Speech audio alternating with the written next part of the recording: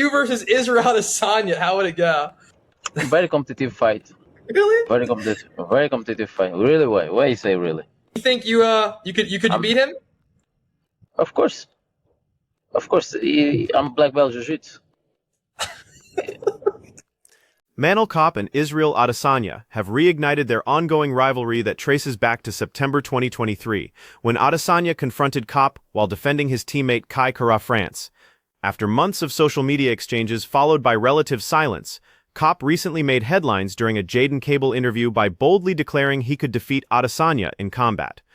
So I am now, there you have it, Zuffa Boxing. I am now heading into matchmaking for the White House. Starts right now. Have a great day, everybody. Thanks for tuning in. Adesanya fired back in the comments section with a dismissive gif and multiple laughing emojis in response to Kape's confident assertion. What are your thoughts on Kape's claim that he could beat Izzy in a potential matchup? Share your opinions below. Meanwhile, UFC President Dana White has announced that matchmaking is officially underway for the historic UFC White House card, with White taking the unusual step of personally overseeing the process alongside Sean Shelby and Hunter Campbell throughout the week. What can you tell us, if you can tell us anything now, Dana, about the structure of the card? How many title fights is the right call? How many big names of old? Jon Jones, Conor McGregor, what are we going to see Sunday, June 14th? Well, we're going to figure that all out this week. But, you know, this is like a one-of-one event. It's something that will never happen again. You know, so all the logistics are done. And now it's time we believe that this is going to be the most watched UFC event ever. This is going to be the most unique, amazing night of our entire careers. So when we go to do something, I like to deliver, and I like to deliver big. So we are, it's going to be special. Dana White later told CBS Sports that he expects the White House card to become the most watched UFC event in history. Dana White's saying he's not involved anymore, that Hunter basically runs the show. That was a huge headline. Really? Dana White came out and said it, or someone else came out and said it? Dana White is no longer directly involved in UFC matchmaking or fighter contracts, he revealed while testifying to the UFC antitrust lawsuit. I have less than zero involvement in fighter contracts. You won't find one manager on the planet who will tell you I've negotiated a deal and I don't know how long. Yeah, I mean, I've never dealt with Dana ever dealing with fights. I've always dealt with, first for a long time I dealt with Sean Shelby, and then I started dealing with Hunter. Never dealt with Dana from fights or fight contracts or anything. Hunter's always done that. But yeah, so I'm not really that surprised, but I guess it is kind of surprising for like fans to hear.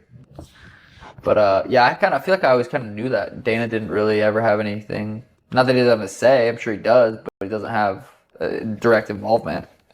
Recent federal court testimony in Nevada regarding 2 antitrust lawsuits has revealed that Dana White's claims about having minimal involvement in UFC matchmaking and fighter contracts appear to be accurate.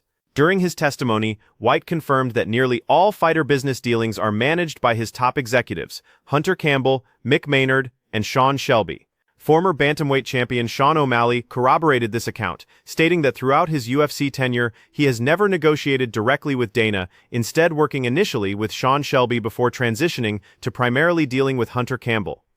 I think that's it. Like, he's willing to fight other scary guys too. And then I'm like, well, maybe I look like a little bit too much like Tim Welch or something, and he just like doesn't want to fight another ginger. And I was like, okay, maybe that's a little bit of it. But I was also thinking like maybe this dude's a little sexually attracted to me. I think that might be a piece of it, or it could be those last two together. I'm not really sure. But Sean and I need to fight on the White House lawn, and it's really like ticking me off. Corey Sandhagen has proposed a provocative explanation for why Sean O'Malley continues to avoid their highly anticipated matchup. MMA enthusiasts have spent years clamoring for this bout between 2 elite bantamweight strikers, considering it one of the division's most compelling stylistic battles. While Sandhagen has relentlessly lobbied for the fight, he recently suggested in a YouTube video that O'Malley's reluctance stems from romantic attraction rather than strategic concerns. John said the kid filmed him without his knowledge. It is true. I do have arthritis, and the kid that leaked that was an absolute asshole. I was talking to some guys in Confidential, and he had one of those metal glasses on like myself, and he ended up posting that. That wasn't for everybody to hear. here's where I have a little bit of an issue with the statement. While I believe his intention may have been for him not to be recording him, it's very easy to tell if you're being recorded with the Meta glasses. It's hard to hide that you're being recorded with Meta glasses if you're in close proximity with the person that is using the glasses. Now, if I am 50 yards away from you and I'm recording you, okay, you may not be able to tell. But if I'm 2 to 3 feet away, like the kid was, they got like a white light on the side of the glasses the moment they start recording. The moment they start recording, they press that button, there's a white light on the side of those glasses that tells you that they are recording. How could he have missed that? It's hard to not be aware in those situations when you've lived a lifetime in the public eye. When you've been in the public eye, you build this almost sixth sense as to when people are recording it.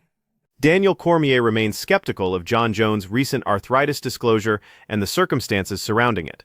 Jones revealed he suffers from arthritis severe enough to warrant hip replacement surgery, later claiming this information emerged during what he thought was a private conversation that was secretly recorded by someone wearing AI-powered smart glasses. However, Cormier expressed doubt on his YouTube channel about Jones's unawareness of being filmed, speculating the revelation might have been calculated to signal his retirement from MMA competition.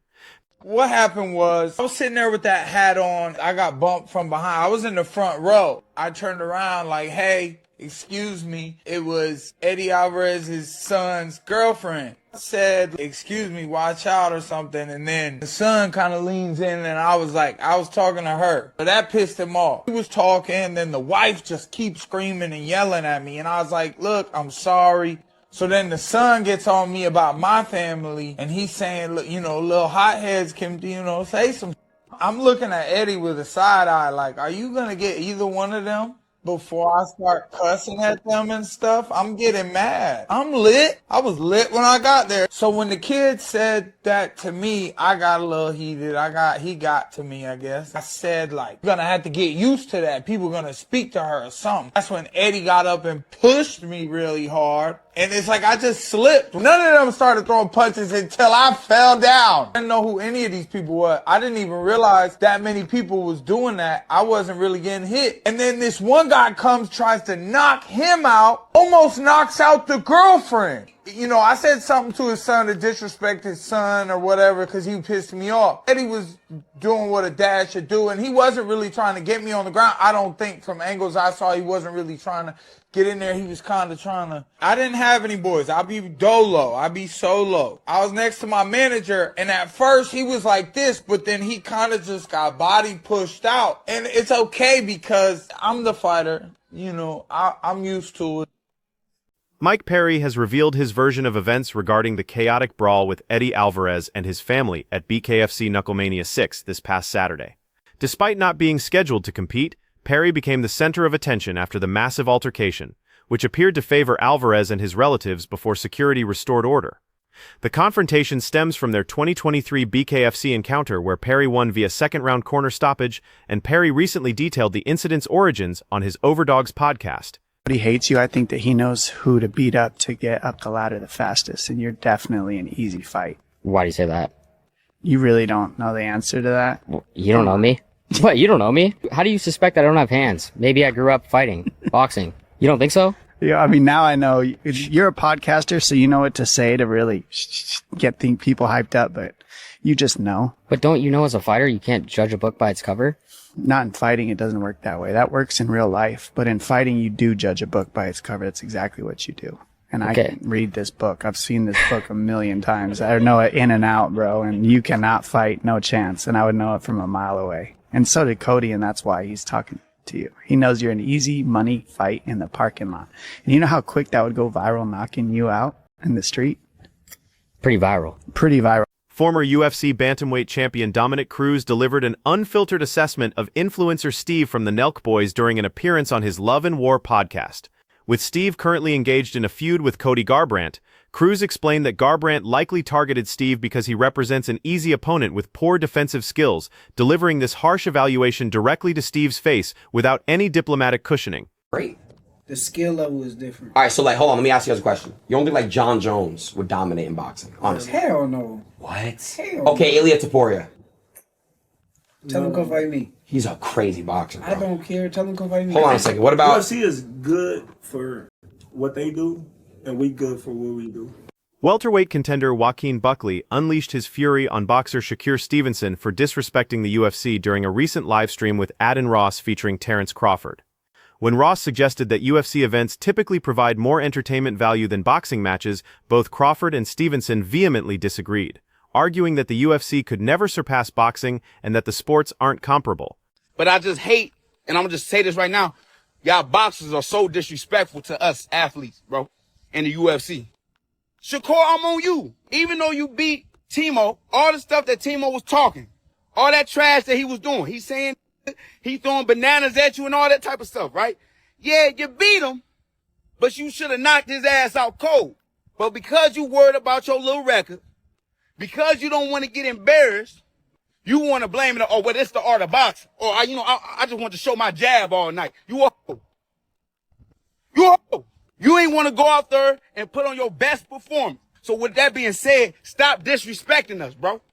We are way more entertaining than y'all. It just is what it is. When we watch you guys fight, it's predictable on who's going to win. So there ain't no excitement in that. In the UFC, you don't know who's going to get it. From the wrestlers, from the submissions, from knees, from elbows, from kicks, spinning back kicks, spinning fists. And y'all try to say, no, y'all the real fighters. How? How y'all the real fighters? If we came outside, literally where I'm at right now, I could kill you. I'm not saying I want to kill you or want to take you off this earth, but realistically, I will kill you if we fought. Buckley responded with obvious displeasure to those comments, expressing his strong disagreement through a passionate social media video addressing their dismissive remarks. Keep going, move it, weave it.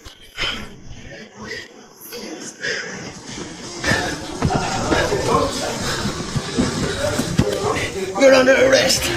You're under arrest.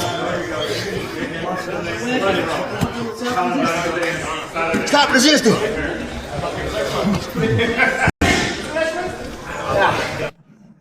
Conor McGregor seems to be intensifying his training camp preparations for a potential comeback at the proposed UFC White House event. Recent social media footage showed McGregor focusing on his wrestling techniques while delivering spirited trash talk to his training partners during grappling sessions.